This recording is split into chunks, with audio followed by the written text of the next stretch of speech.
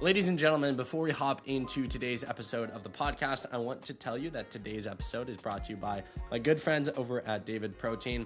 I'm just going to speak from the heart here. David Protein, I have consumed their bars almost daily since I was first discovered them in November of 2024. They're absolutely delicious. They're 28 grams of protein, only 150 calories, 0 grams of sugar, and gluten-free. I can't believe a product like this exists, quite frankly, and studies have shown that 30 to 50% of people don't get enough adequate protein in their daily lives. I've tried a lot of protein bars. Most are chalky, overly processed, and full of junk. David bars, a different story entirely. Head over to davidprotein.com to check out the full list of bars. These have been a massive game changer in my ability to up my protein, recover better, and then hit training even harder the next day. Head over to davidprotein.com and see why I'm raving about this product currently. And without further ado, enjoy today's episode of the podcast.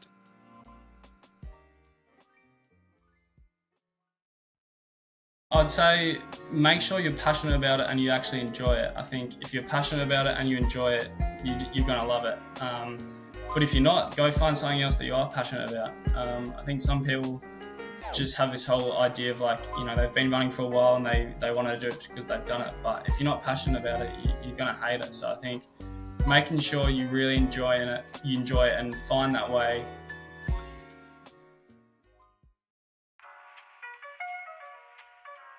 Ladies and gentlemen, that was Adam Spencer. Today on the Running Effect podcast, I'm privileged you guys have taken time out of your busy life and spending it with Adam and I. I promise we will make it well worth your time. And Adam today distills so much wisdom from his remarkable career where he's been an Australian champion in the 1500 meter distance. He's run for the University of Wisconsin, where he's been a multi-time All-American, run 3:31 in the 15, 3:52 in the mile, 7:40 in the 3K. Some remarkable performances from this man. He recently graduated from UW and is figuring out his next steps. He's also training and hoping to qualify and be selected for the 2025 World Championships held in Tokyo, Japan next month. Really enjoyed this conversation, distilling wisdom from Adam and his successful career, and I'm confident it's going to bless you and give you the tools needed to become a better runner, a faster runner, a more well-rounded runner, all that fun stuff. If you enjoy this one, share it with a friend, a teammate, a family member, someone who you think would find value and benefit from it. Give us a 5-star review. We'll take like 3 seconds to do so, and hit the follow or subscribe button so you never miss another episode. Without further ado, enjoy my conversation with the one and only Adam Spencer. Ladies and gentlemen, the Australian sensation from down under, Adam Spencer. Welcome to the podcast. How you doing, man? Good, thanks. Thanks for having me. How crazy is it to you that you've, slowly become one of the greatest runners in your country? I'm sure 5-10 years ago, you're looking up to some of the greats in the sport, dreaming of whether you'd get there one day or not. And you've kind of arrived, but you're also so young in your career and there's so much left to accomplish. So how do you feel as you sit and talk with me here today? Yeah, I mean, a few years ago, if you said all the things that I've achieved so far, I wouldn't have believed you. But I think each year I've just gotten closer and closer towards that goal of, becoming one of Australia's best runners. But yeah, I mean, it's been pretty surreal. I mean, just each year at Wisconsin, I've just had, such a positive experience. And I've done really well so far, but there's still a lot of things I want to achieve. We've got a lot of young guns coming through, and, they're keeping us on our toes. And I feel like I've still got a long way to go to where I really want to be. But I'm pretty proud of what I've achieved so far. You're the current Australian 1500 meter champion. How crazy is that to you? And where does that list in the kind of rank of accomplishments? I'm actually not. Cam's actually the reigning champ. No, okay. But yeah, I won the year before. But that was one of my biggest wins and one of my biggest races to date. I think it was just such an important time to win because it was an Olympic year. That was a race where I feel like I really stepped up and shocked a lot of people. Played an important role in getting selected for the Olympics. Managed to get second this year. So yeah, Cam ran real well, and I'll be back next year trying to get my title back. What's your take on that kid? How crazy is it that you have a 18-year-old or however old he is running that fast? Yeah, he's a talent for sure. I mean, we've got a lot of young guys at the moment who are running real well. we've got Cam, we've got Gout, we've got Claudia Hollingsworth, Peyton Craig. So we've got a lot of young guys coming through. And I mean, he's a real talent, but he's real mature. He's, you chat to him and it's like he's been on the circuit for years, but it's hard to believe he's only 19 or 20, however old he is. But he's a good guy as well. We get along real well, and I think he's going to do some pretty big things. He's a real talent, and I'm excited to see what he does this year in Tokyo. You go, honestly, man, I don't know my geography that south of the U.S. that well, but you go across the pond or whatever you say to New Zealand, come across a kid, Sam Ruth. How crazy is it to you? 15-year-olds breaking 4 minutes in the mile, or, even in the States here, high schoolers breaking 4 is just the huge. It's the norm now. Yesterday, Cooper Luttenhouse. Oh my God. 142. What's your take on all this madness? Jeez, yeah. I mean, today's Monday, the day after US champs, and wow, what a weekend that was. But yeah, that Cooper kid was 142. That's probably got to be one of the most impressive things I've seen in athletics. And yeah, the fact that it's just every single year it feels like there's a new kid on the block, and you just keep getting surprised. Like, obviously Cam came on the scene and you're like, wow, this kid's real good. And then you see Sam Ruth become the youngest guy to break sub 4 on the mile. And then you see Cooper run 142. Like, he's only a couple of seconds off the world record, and he's 16. So yeah, it's good because when I was young, when I was their age, I thought I was running pretty good times. I think when Sam Ruth broke 4 for the mile, I think I wasn't even breaking 4 for the 1500. I was one of the better guys in the country. I was one of the best guys in the nation. So yeah, it really humbles you when you look back and you think you're a good junior, but these guys are just insanely talented. But yeah, it's exciting. The one thing with that is you're such a talent at a young age, and people can put a lot of pressure on you, and a lot of people in your ear telling you things, and it's hard to navigate that, because I think it's great when you're running well as a 16, 17, 18-year-old, but where you really make the difference is when you're in your 20s, running the world champs, and you see some guys who do burn out early, and I think that's a result of people who they've been surrounded with. But I just hope those guys are surrounded by good people, and I know Sam and Cam are surrounded by great people, so they'll have a long and real good career. But it's exciting to see all these new talents coming through. What's crazy about Coop is met him last year as a freshman at Brooks PR, and then literally 6 weeks ago he was at Brooks PR. It's like you watch him play second in the country and run 142, and you're like, how was he at high school national meets like 6 weeks ago, or maybe 4 weeks ago? It wasn't that long ago. And that just blows my mind. And I think when I'm really curious, he's going to come back on the podcast this week. And it's cool because I had him on the podcast like last year as a freshman, and so I've gotten to know him a little bit. But what do you do in his position? Like, do you just go pro? I mean, you would think you have to, because it's like you break 150 in high school and you're a stud, and you'd be 8 seconds back, 7 seconds back. It's crazy. No, it's a tricky one, but I guess you've really got to work out what you want as an athlete and as a person. Like, I think for him, if he wants a college degree, if he wants to get an education, it'll be, important for him to go to college. But if he doesn't want to do that and he just wants to focus on running, like, then maybe it's his best option to go pro. And he's got to figure out, his coaching situation. Like, obviously he's done amazing with his coach right now, but I think it's really depends on the situation, and depends on, what you want as a person and as an athlete. But he'll figure it out. Like, he'll know what he wants, and he'll take advice from the people he trusts around him, and go from there, I guess. How was your recruitment process? Was it, hard coming from a different country, as well as, where you stand currently coming out of college? You could really go anywhere in the world. How do you make these big life decisions? Yeah, my recruitment process was a little bit unique. Coming out of high school, I wanted to go to college, but it wasn't a necessity for me. I got into a good university in Australia, and I had a really good coach. His name's Tim O'Shaughnessy, and he also coached Sophie O'Sullivan, who's at Washington. She just won an NCAA title.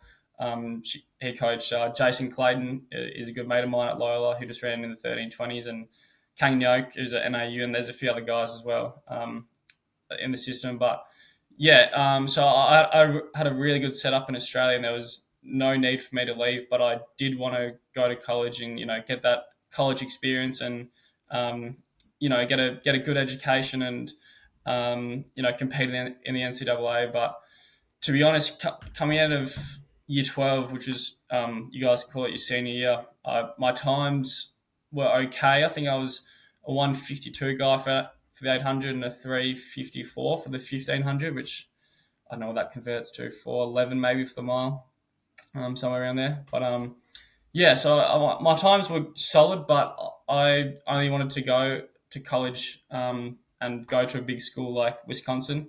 But to be honest, I just didn't get that opportunity. I actually emailed Mick Byrne when I was in year 12 and I didn't even get a response. So then for me, my next option was just to stay in Australia. So I did a year in Australia and my PBs came down quite a lot. So during COVID, we were in lockdown, and I'm from Melbourne, which had one of the biggest lockdowns in the world. And we weren't really able to do anything. We were able to train, but you were only able to run with one other person. You were only allowed to be outside for a maximum of 1 hour. So I just really took advantage of having, no school and having a lot of free time on my hands, and took training to a newer level. And I cut down on a lot of my PBs, got down to about 345 in the 1500.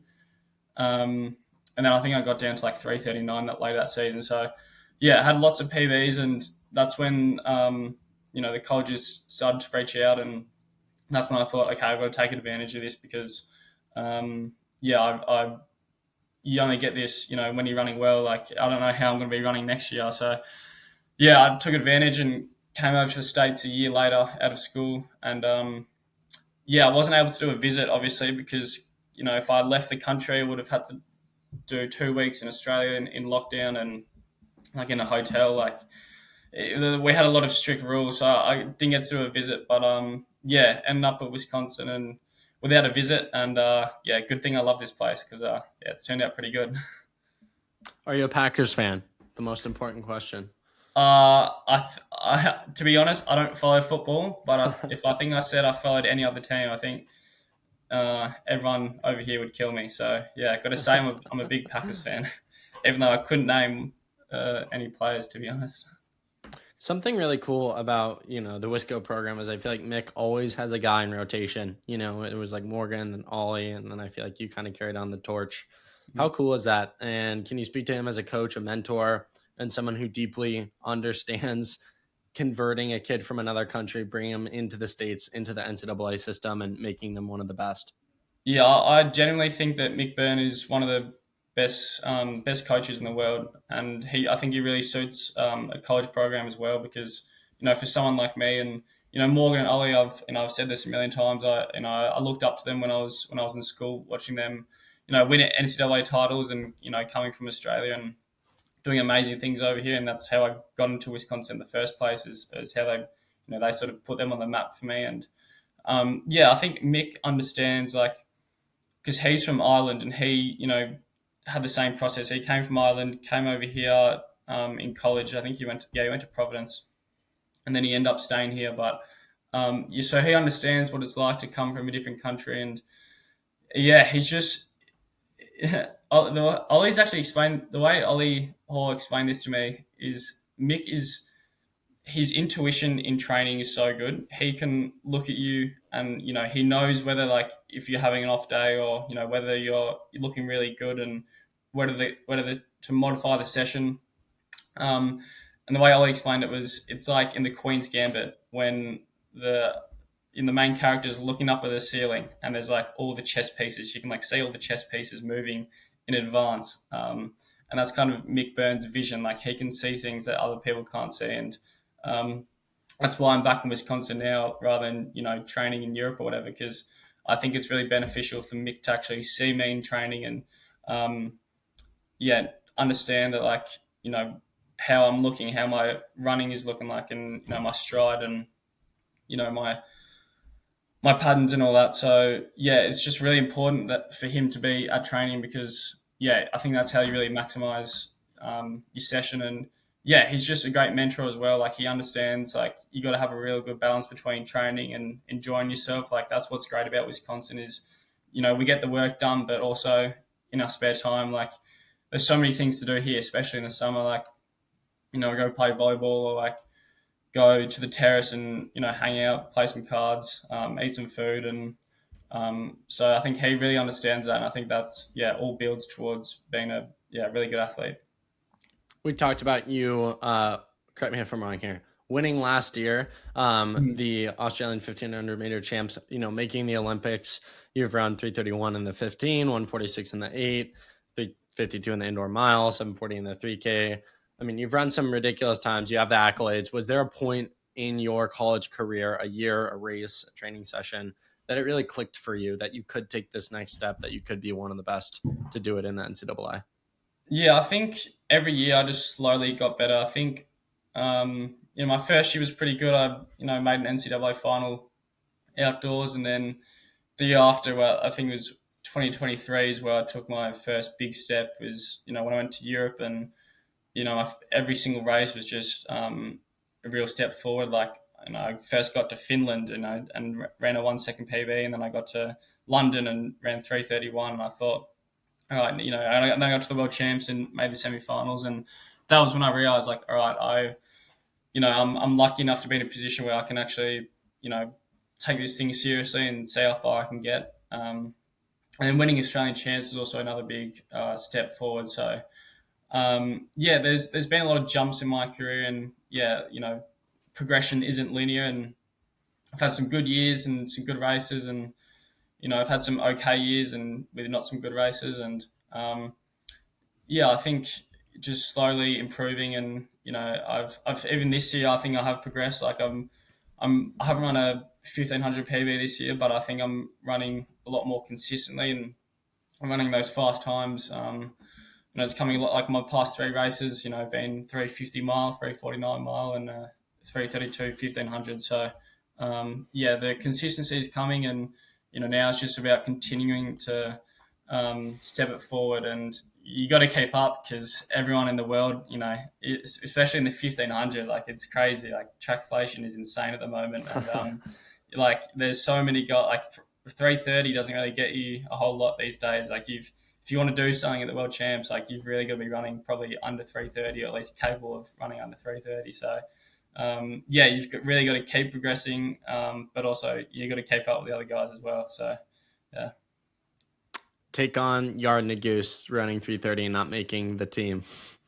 Yeah, it's insane. Watching the US champs this weekend was honestly probably the best champs I've ever watched. Like, there was just so much drama, and I mean, he was gutsy, going out from the front, but that just shows that everyone can keep up these days. Like, you had three guys in the top five from the Olympics, and only one of them made it, and that was the gold medalist.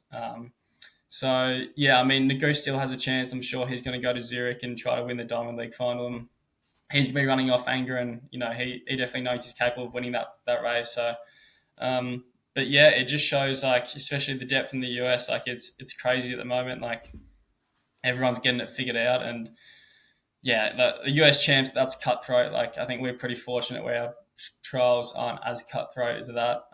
There's more discretion in the selection, but it just shows how tough it is. But for those guys to beat Yared and Goose in a US national final, like, you got to be pretty good, so that they're going to be guys to look out for in Tokyo for sure.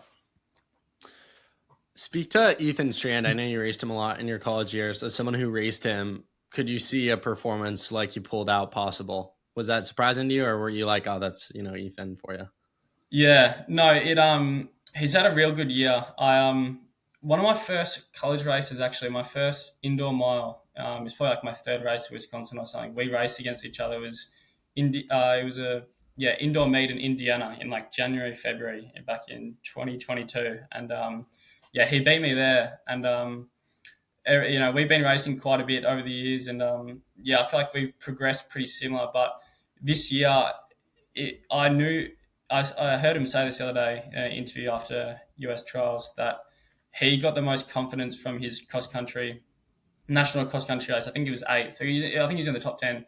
And I knew that as well because when I saw him, Gary Martin, Liam Murphy, even Abel Tefra was pretty good at cross country, and Nathan Green, like all these guys had these massive breakouts, and especially Ethan. And I was like, well, this guy's just gotten really strong. He's one of the best, 10K guys in the country, and he's also got a lethal kick, and he's got real good speed. So I think when you combine those things together, he's going to, run some pretty insane things on the track this year. So, yeah, after watching his cross country season, it didn't surprise me at all. All the times he'd run this year, and I think he's done real well to carry his, his strength and his ability to perform. From December when he ran 7:30 to now, he's competing for the US in Tokyo. So. After seeing his cross country season, it didn't really surprise me at all. But he's still done real well, and he's had a good year. If you were a betting man, who would you bet on? Who has a higher chance of medaling? Cooper Luttenhouse in the 8 or Ethan Strand in the 15? It's a good question. I would love for Cooper to prove me wrong, but I would say if I was a betting man, I'd say Ethan. I think Cooper is, he's obviously an insane athlete, but that 800 final is real tough to make, and I think Ethan's experience would help him a bit more. I don't know if Cooper's probably had much experience with running rounds, but I mean, far out, he did real well at USA's with all those 3 rounds, and they went easy. So, but I think they both have a chance at getting a medal. Like, you can't write anything off, and I would have to go Ethan if I was putting money on it. If Coupe runs 140 and wins the whole thing, I'm retiring the podcast. I mean, honestly, well, it looks like you might be retiring. So, it's crazy. I mean, this weekend showed that like literally anything can happen. Like anything that you don't think is going to happen, it can happen. Yeah, crazy. It's just crazy to run rounds for the first time. And it was how he made the final and how he placed second. Like, he's the only guy, and I had high schoolers come up to me and say this last year as a freshman, just a high school national meet. They're like, we've never seen someone kick in the 800. They're like, people die the last 100. And for some reason, he just has this crazy gear where the last 100 is always one of his fastest. And so it's just so entertaining to watch. I mean, he came from like 6th to 2nd in the last 150. It was almost like a bit like Dave Waddle, like he was off the back, but then like you look at his splits, and I think he went through 450.6. Like, he's obviously got this really good like internal rhythm about like being able to be at the back but not panic or anything. And but it didn't look like he was switching gears. It was just like he just kept moving forward, and he made these world class 800 runners just look average, like, which is just ridiculous because like he's real impressive. It was one of the best runs in history for athletics, I think. And I'm excited to see what he does in Tokyo. But he's in high school, so I think he's got that thing that almost plays to his advantage because he's so unknown to it, and he's running off such good momentum where he wouldn't overthink anything, and he probably doesn't really fear anything as well. Like, some of these guys have been through the rounds and understand how tough it is, and Coupe obviously is going to know how tough it is, but also is just going to do what he normally does. And if he does that, he's going to do real well. So, yeah. Speaking on Ethan and just the NCAA as a whole, you haven't just been a part of it. You've been a contributor to how fast the mile to 15 has gotten. Can you speak to how crazy it's been, knowing that when you line up, if you ran that race 5 different times, there's a chance you could have 5 different champions. It's probably the most stacked era we've ever seen. Yeah, no, that really is the case. I think like, we saw some real good guys in the heats get kicked out. I think if you do run that race, 10 different times, there could be 10 different winners and, 10 different outcomes. And you've really got to be perfect to win. Like you make one simple mistake, especially in a typical NCAA final where it's a 50 second last lap. You've really got to be tactically perfect. And, I'd say my tactics were pretty good on the day, but like, Ethan's and Nathan's were even better, and even that guy from Harvard, ran real well. But you can make a slip up real quickly, and even Ethan probably messed up a bit. Like he was too far back with 200 to go, and I'm sure he learned a lot from that. But he nearly got it in the end. But yeah, I think Nathan's experience really came through in that race, and it's going to be interesting to see how it develops in a few years, because obviously it's played into Washington's hands over the past 3 or 4 years, and I think in the professional level we saw Centrowitz win in 350 in 2016, and then ever since then there has not been a race that's been over 330. Like every world championship, Olympic final has been under 330, just because guys are gone, nah, I'm not losing my ability to win a medal through a kick, a 50-second last 400. So I wonder if there's going to be anyone who's going to change the guard in the NCAA circuit and take it out from the gun. And that wasn't going to be me. I wasn't going to be the one to go out from the gun. I don't think. I think maybe it would have been a plan that I could have looked at, but maybe there'll be someone in the future who goes, I'm not leaving up to the last 400. I'm making it a true 1,500 meter race. To confirm, are you done with your time at Wisconsin, or are you still going? Yeah, no, I'm finished now. I think maybe I could run cross country technically, but all my tracks, track eligibility is finished, and I'm preparing for Tokyo. Mm-hmm. Or have they? Yeah. So I haven't been selected yet. Okay. But I've hit the standard, and I was second at trials, and my head-to-head to the other guys are pretty good. So Cam's already been selected, and there's 2 spots, and there's about 3 of us. So me, Ollie Hoare, and Jude Thomas, who have got the standard. So I just went to Europe recently and raced those guys and beat them.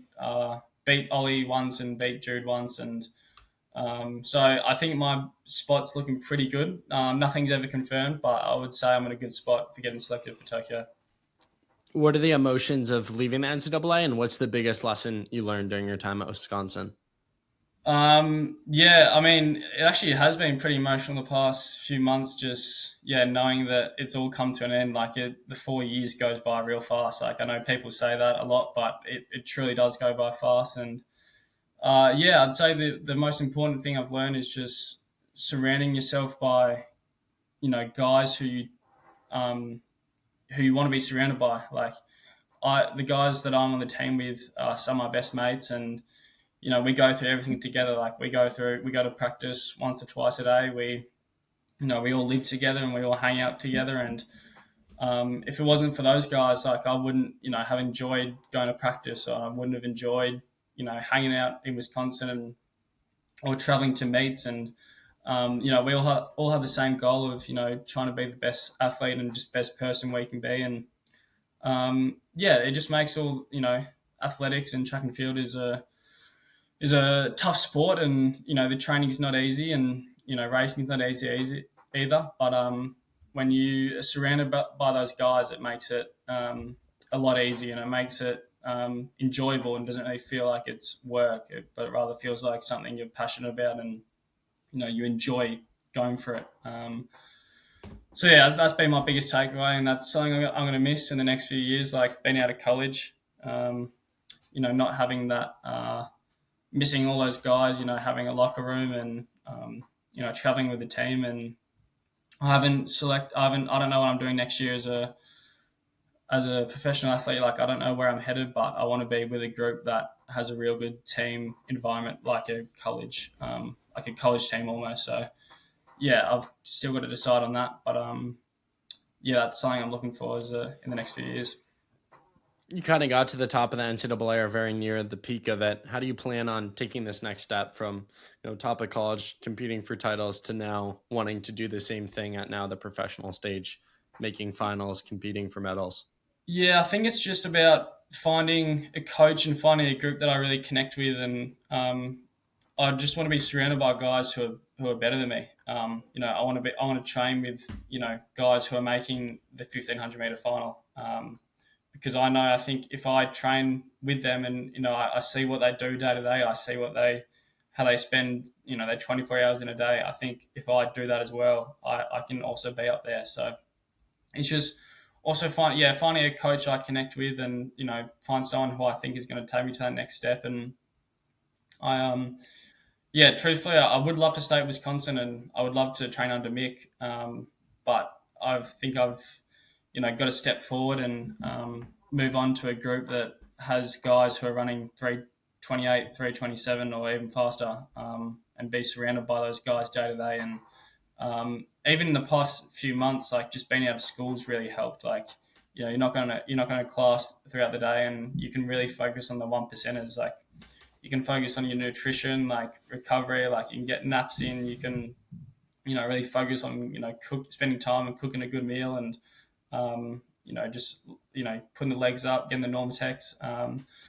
So that's one thing I'm really excited about. And, even like in college, you are pretty limited because you're racing so much. Like, you're not really, you look at the pros and they're all, going to altitude camp for like 4 to 6 weeks, multiple times a year. But in college, you got to stay put at sea level, and you don't get that ability to train for so long because you're competing so much. And that's something I'm really excited, because I think once I get all those things down pat, I think I'm going to be able to take it to the next level. So yeah, I am really excited for the future. And yeah, it's just about taking those next steps of spending those 24 hours in a day to make sure I can compete with the best guys in the world. What's the biggest goal on your heart right now? I'm assuming you're banking, hoping on Tokyo, still ripping workouts with that end goal in mind.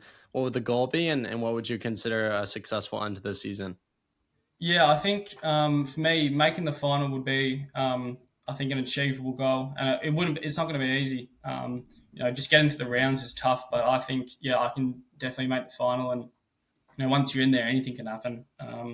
So yeah, that's going to be my goal. We got to take it, round by round, and but yeah, I would say my last year at the Olympics, I did run around okay. I didn't have a perfect build up towards it, and I was watching this semi-final from the stands, and I thought, give me 12 months time, and I think I can do what those guys are doing. So and I think I'm lucky enough now where I'm not racing for a bit, so I get to spend a few weeks in Wisconsin and really dial in on training, and I'm going to get a good block of training in. And I think, I had a few races over in Europe where I thought, if I just close a little bit better, if I was, running a little bit fast in the first lap or something, like I think I can put down a real good time. So I think the next few weeks of training is just going to help me take it to the next level. And yeah, I'm excited for Tokyo if I end up getting selected. And yeah, making the final would be like the goal for me.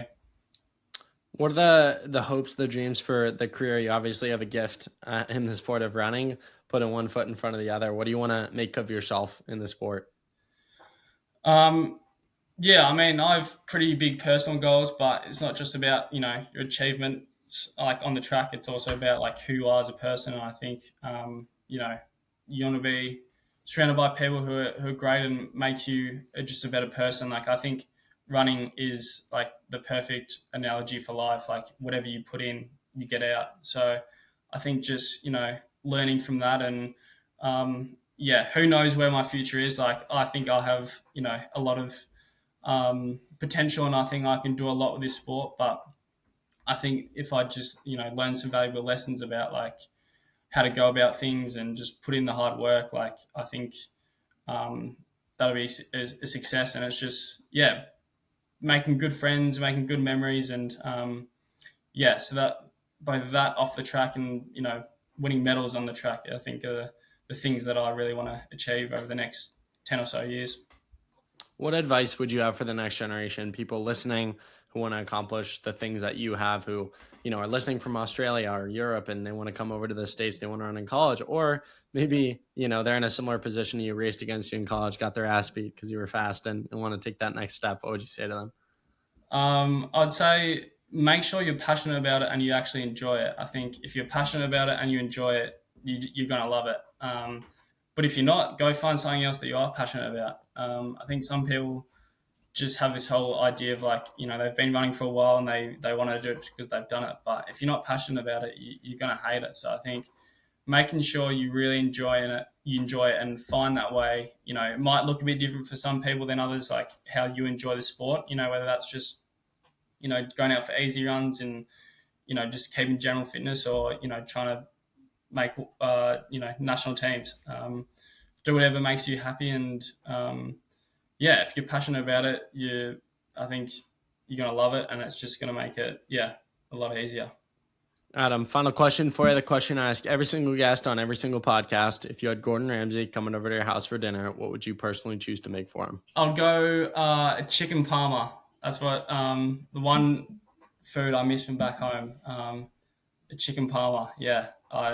Chicken parmesan. So like chicken parmesan. Okay. Yeah. We call it chicken parma. Some other states call it a palmy, but no, where I'm from, we call it a parma. So yeah, it's real good. It's just a chicken breast with like breaded crumbs on it, and then ham, cheese, like a tomato sauce in it, and then chips on the side. Oh, it's so good. Yeah, I would ask him to make that. Yeah, no doubt.